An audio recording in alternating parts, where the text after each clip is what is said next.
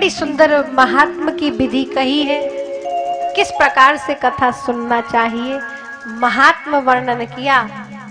बहुत ध्यान दीजिएगा आप सभी। जब भी कथा का भाव हृदय में आए, सबसे पहले गुरुदेव को निश्चित करें संत के मुख से, और वह ब्रजवासी हो तो और भी आनंद है, पुण्य बढ़ जाता है। हमें कथा सुननी चाहिए।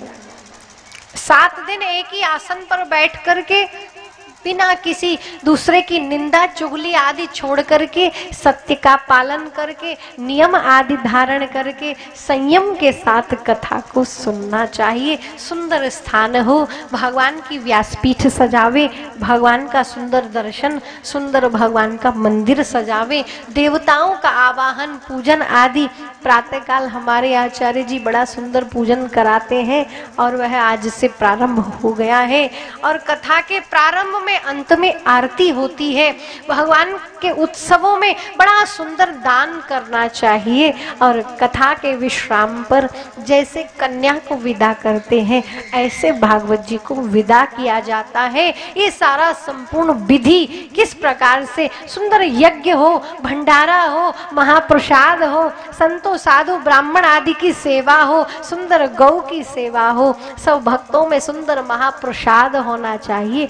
ऐसी ऐसी विधि है भागवत श्रवण की। और सबसे बड़ी बात, 7 दिन तक आप सभी, और हम ये नहीं कहेंगे लेकिन इतना अवश्य है, जहां तक बन पड़े जो लोग हैं, किसी भी प्रकार के तामसी भोग आदि का, प्याज और लहसुन आदि का बिल्कुल निषेध है। इसका त्याग बताया। सर्वथा जीवन में नहीं खाना चाहिए।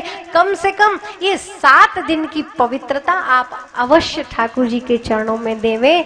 7 दिन के लिए हम सुवासित होकर के, पवित्र होकर के, सदैव स्नान आदि से निवृत्त होकर के तब भगवत शरण में भगवान के चरणों में जाएं। किसी भी प्रकार का मांसाहार, मांस, मदिरा आदि का त्याग कर देना चाहिए, और भगवान की कथा में सदैव भक्त बन करके सात्विक भाव से कथा सुनना चाहिए।